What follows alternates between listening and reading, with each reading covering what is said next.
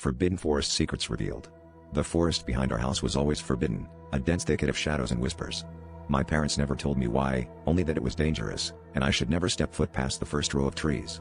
As a child, I imagined wild animals or hidden sinkholes, but curiosity, as it often does, tugged at my sleeve until I could no longer resist. The first time I ventured beyond the boundary, the forest felt alive in a way that was unsettling rather than magical. The air was thick, and the silence was a presence all its own, wrapping around me like a cloak. But what struck me most was the peculiar sensation that the trees themselves were watching, their twisted branches creaking with an unspoken warning. As I pushed further in, something changed.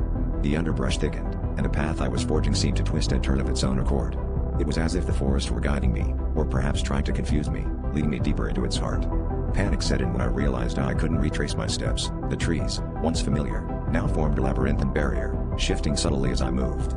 I thought I saw shadows darting between the trunks, but every time I turned, there was nothing there. My breaths came in ragged gasps, each one amplifying the oppressive silence that threatened to swallow me whole. Desperation clawed at me as I stumbled upon a small clearing, the only break in the suffocating wall of trees. In the center stood an ancient, gnarled oak, its roots twisted like the fingers of a skeletal hand.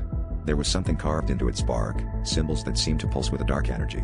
As I approached, the air grew colder, and a voice, barely more than a whisper, filled my mind. "You should not have come." The realization hit me like a physical blow. This was no ordinary forest. It was a guardian, a sentinel meant to protect something, or someone, hidden within its depths. I turned to flee, but the path was gone, replaced by an impenetrable thicket. The trees closed in, their branches intertwining to form a living cage. Heart pounding, I understood what the forest was hiding, the truth of what lay beneath the earth, a secret so dark that it must remain buried. With nowhere to go, I sank to my knees, the weight of the forest's ancient curse pressing down upon me. As the shadows closed in, I knew that I had become a part of the forest's lore, a warning to any who might dare to trespass in the future.